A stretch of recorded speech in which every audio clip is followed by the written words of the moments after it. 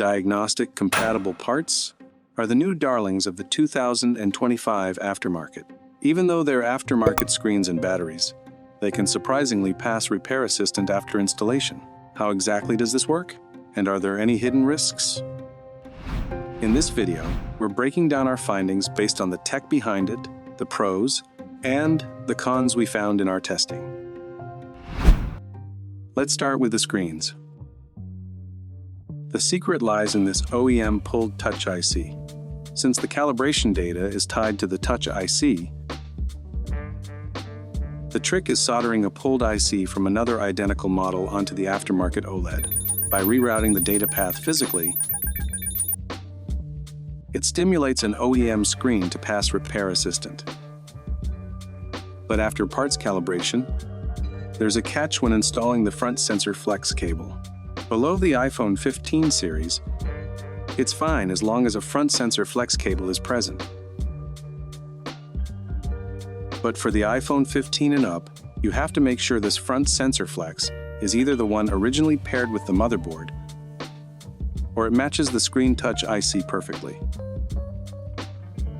As long as you meet these conditions, the diagnostic-compatible screen will clear the check. Moving on to batteries. Just like the screens, the key here is the battery BMS board. This board packs an OEM-pulled IC harvested from another donor iPhone. Since the encrypted pairing info lives in this IC, it breezes right through the Repair Assistant diagnostic process. It also uses a control IC to manage normal functions like charging and fuel gauging. Once you spot weld this BMS board to an aftermarket battery cell, the diagnostic-compatible battery is ready to go. So, how do they actually hold up in the test? After putting them to the test, we found three main advantages. Compared to the old-school hassle of swapping screen ICs or micro-soldering battery BMS boards, these diagnostic-compatible parts are plug-and-play. They completely cut out the high-level micro-soldering, speeding up your repair turnaround time. Plus, chip swapping is high risk. Skipping it eliminates manual errors that ruin screens or brick battery boards. On top of that, they come in way cheaper than OEM parts. But are these parts truly a magic bullet solution? Not quite. We flagged three major risks during our testing.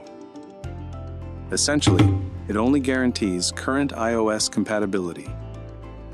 If Apple patches this loophole later, you risk getting unknown part messages again, or total failure. Second, there's hidden wear and tear. Since these chips are harvested from donor devices, component aging can cause random diagnostic failures. Lastly, the solution is too new. Based on our RMA data, some batches definitely suffer from random glitches and stability issues. Here's the breakdown of our final verdict. What's your take on these diagnostic-compatible screens and batteries?